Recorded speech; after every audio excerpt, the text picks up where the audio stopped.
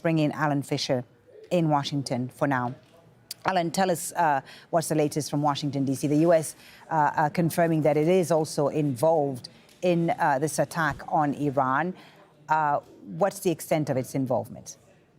Well, I've been texting with someone who surprisingly is awake at 2 in the morning because they also heard of the attacks on Tehran.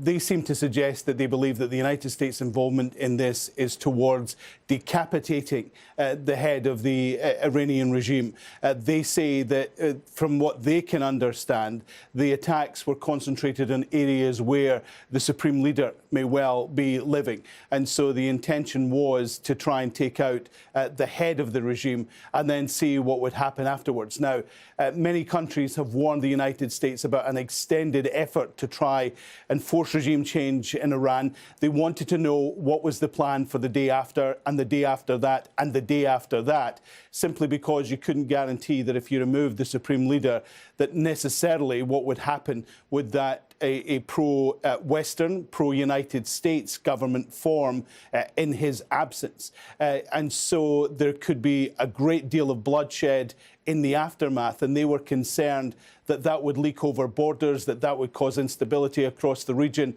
and they would be dragged into a regional war of some description.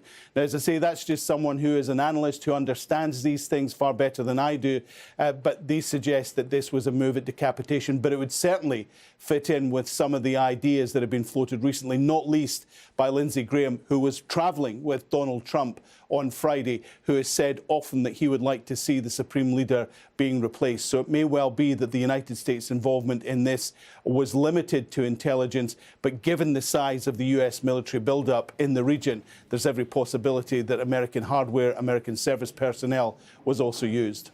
Alan, thank you for now.